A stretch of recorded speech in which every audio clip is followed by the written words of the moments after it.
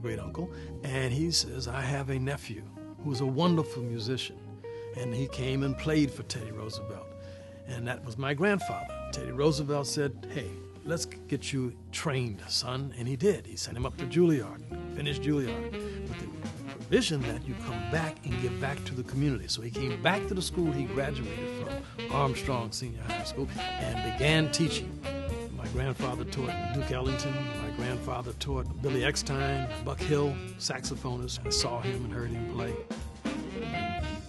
Some of this country's greatest musical talent learned from Ernest Amos. Duke Ellington writes his first song while in 10th grade at Armstrong. He earns his nickname Duke for the regal way that he carries himself around school. The Clovers form at Armstrong and go on to record original hits such as Love Potion No. 9 and the #1 hit, Don't You Know I Love You. Armstrong legends include two-time American Singer of the Year Billy Eckstine, Bill Kenny of the Ink Spots, jazz musician John Malachi, Jimmy McPhail, Jimmy Cobb, and the internationally acclaimed opera star Lillian Avante.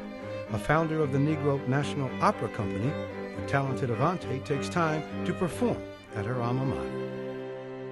Armstrong's influence spreads far beyond its walls. Teachers serve as mentors and community role models. Shows at the 1,000-seat theater are hugely popular. Crowds from across the city come for presentations such as Little Women, Showboat, and The Dragon of Woo-Fu. Big shows with 50, 60, close to 100 people in one show. They were not put on just for the school. They were put on for the city. And other schools were given days to come over and see the programs at Armstrong. And they did. I think they did a great job exposing the rest of the city to the theater. Though dilapidated and in need of renovation, the Armstrong Theater has the potential to return to its status as one of the best theaters in the city. We didn't realize that it was such a good theater. It was quite professional. We had 3 sets of curtains, I remember, the lighting system in the back. There was a little dressing room. There was a pit. And I don't know how we got it, but somebody must have been interested in drama when Armstrong was built. The public attending events at the newly renovated theater will be enlightened and motivated by a visit to the museum, featuring the accomplishments of Armstrong alumni as well as the faculty who made it all possible. To have an occasion or place where they can go and see what others have done and how they did it, and get a feeling that if they can do it, so can I, and get a sense that they are part of something bigger than themselves. And I think that's one of the things that such an opportunity would provide. Few schools today have theaters like Armstrong's. They are just too costly to build. But for less than the cost of starting from scratch, we have a unique opportunity to commemorate the extraordinary lives and times that make up the Armstrong saga, while creating a breeding ground for cultural revival. The extensive renovations will be expensive, and they are not covered by the revenue bond CAPS received for the school restoration. It will take additional outside help from those who revere the past and who see the potential for the future. One of my dreams is to see the Armstrong facility brought back to life the way it deserves and its rich history deserves. But that part about where it deserves, we're going to fall short.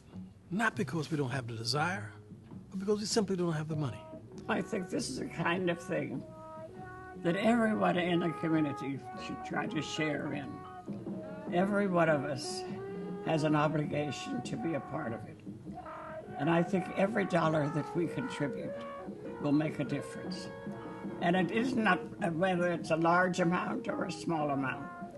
It's a part of stepping up and saying, I want to be a part of this because this is building something for today, but also for the future. Because when we invest in our community in this kind of manner, we invest in our children. And we invest in our future.